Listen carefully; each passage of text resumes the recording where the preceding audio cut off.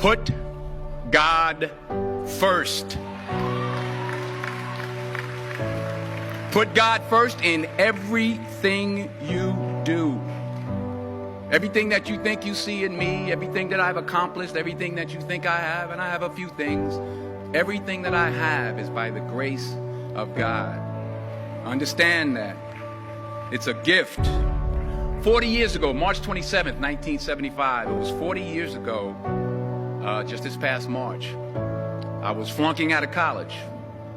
I had a 1.7 grade point average. I hope none of you can relate. I had a 1.7 grade point average.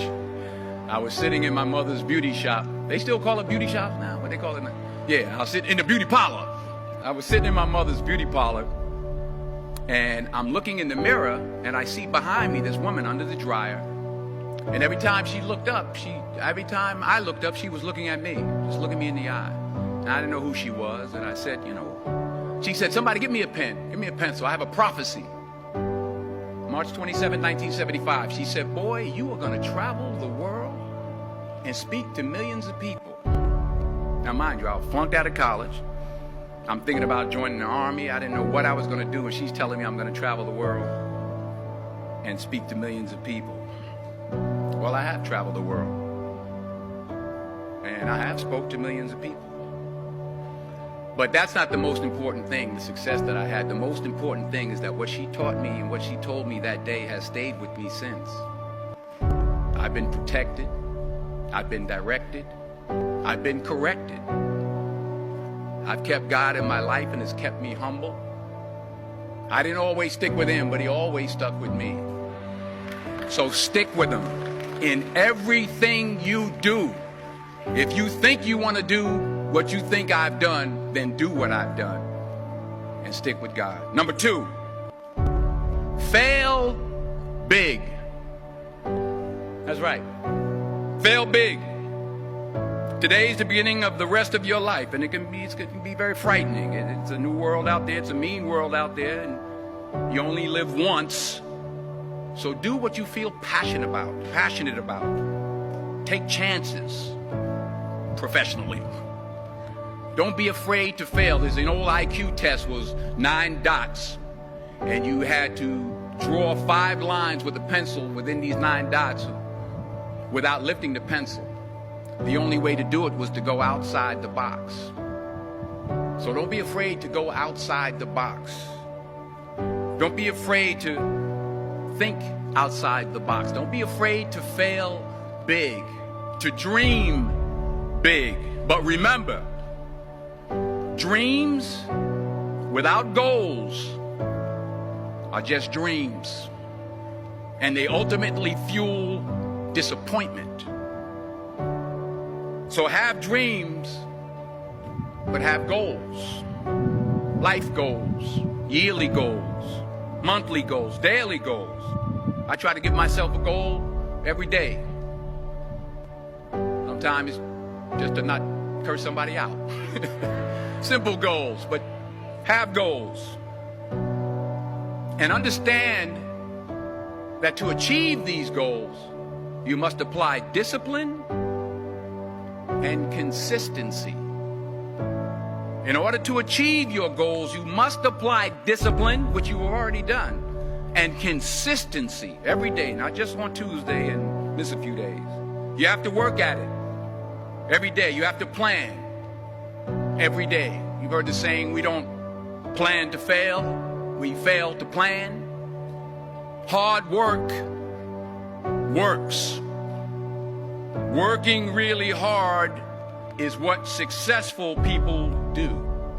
And in this text, tweet, twerk world that you've grown up in, remember, just because you're doing a lot more doesn't mean you're getting a lot more done. Remember that. Just because you're doing a lot more doesn't mean you're getting a lot more done. Don't confuse movement with progress. My mother told me, she said, yeah, because you can run in place all the time and never get anywhere. So continue to strive, continue to have goals, continue to progress. Number 3, you'll never see a U-Haul behind a hearse. I'll say it again. You'll never see a U-Haul behind a hearse. I don't care how much money you make, you can't take it with you. And it's not how much you have. It's what you do with what you have. We all have different talents. Some of you will be doctors, some lawyers, some scientists, some educators, some nurses, some teachers. Yeah, okay. Some preachers. The most selfish thing you can do in this world is help someone else. Why is it selfish? Because the gratification, the goodness that comes to you, the good feeling that I get from helping others, nothing's better than that. Not jewelry, not big house I have, not the cars, but it's the joy. That's where the joy is in helping others. That's where the success is. Finally, I pray that you put your slippers way under the bed tonight, so that when you wake up in the morning, you have to get on your knees to reach them. And while you're down there, say thank you for grace. Thank you for mercy. Thank you for understanding. Thank you for wisdom. Thank you for parents. Thank you for love. Thank you for kindness. Thank you for humility. Thank you for peace. Thank you for prosperity. Say thank you in advance for what's already yours. That's how I live my life. That's why I am. One of the reasons why I am today. Say thank you in advance for what is already yours. True desire in the heart for anything good is God's proof to you, sent beforehand to indicate that it's yours already. I'll say it again.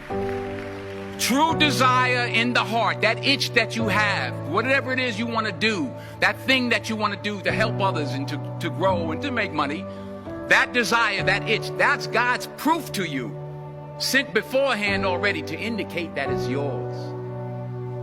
And anything you want good, you can have. So claim it. Work hard to get it. When you get it, reach back. Pull someone else up. Each one, teach one. Don't just aspire to make a living. Aspire to make a difference.